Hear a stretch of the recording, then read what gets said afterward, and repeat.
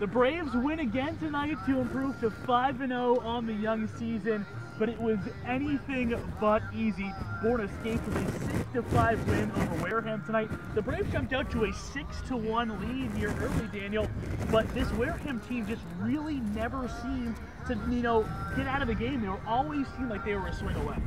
14-7 hits in favor of Wareham. They were always the team that had the hotter bat. Yeah. Today we did not have the hot bat, but I was telling Reeves during the broadcast, we found ways to take care and attack the weakness of Wareham, whether that was situational hitting or it was just working the count against pitchers that couldn't hit the strike zone.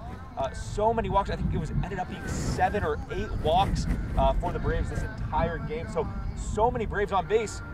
Not a lot of hits though, but they've proved to me that when the bat is not hot, they're going to find a way to win. Tristan Vreeling, what about the guts of that kid? A third base runner for Wareham, facing no outs, struck 2 out in a row, let up a walk, struck him out to finish the game, and just a great performance. And it wasn't a 5-0 perfect performance, but a 5-0 perfect record we do have. So impressive stuff. Yeah, you talked about how the Braves didn't have that many hits. They had 4 runs in that 4th inning, and they didn't get a single hit. That was just one of those nights where the Braves really let the game come to them, but in the end, there had to be some aggressiveness, and Daniel talked about him.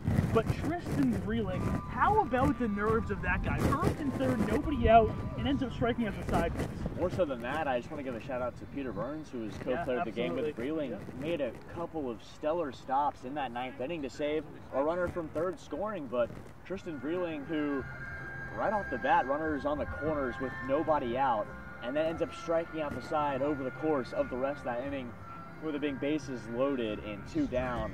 And he was pumping some fastballs in there to retire the Wareham Gatemen hitters. And it's been a story of the year for Wareham. I was talking to their broadcast team, but they've left too many runners on base to begin the season. It was the same story for them today.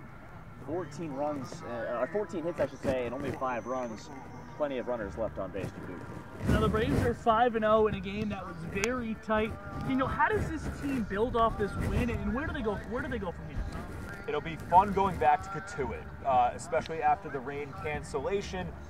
It was the only game that didn't happen, but it was the only instance where the Braves have trailed this entire season. We were tied at one point, but they are going to have to really bring their stuff tomorrow. I think if the bat doesn't show up, the Cotuit Kettleers are going to take advantage. So need the bats to stay alive, but I'm proud of how they battled back and how they faced adversity. I think the pitching has to stay consistent. Again, the home run ball for Wareham, take away those 2 and we have another pretty large run deficit, but need the bat to wake up a little bit more than it did today, especially going on the road to Cotuit.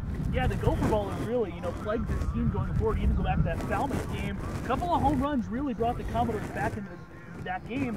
I think that gets lost in the shuffle tonight was the performance from Gordon Christoforo. 4 strong innings pitched, just the 1 run allowed, but then Austin Paisley comes out of the pen and gives up the home run.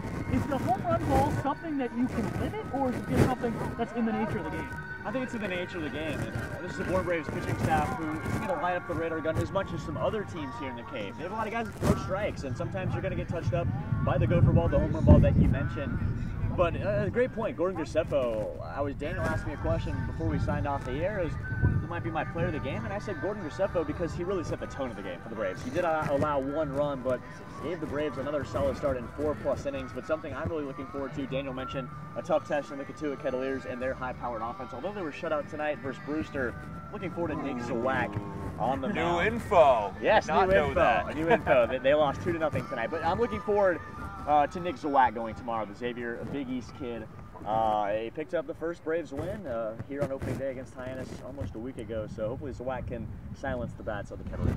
Yeah, the Braves starting pitching staff now, 19 innings pitched, just 2 earned runs allowed.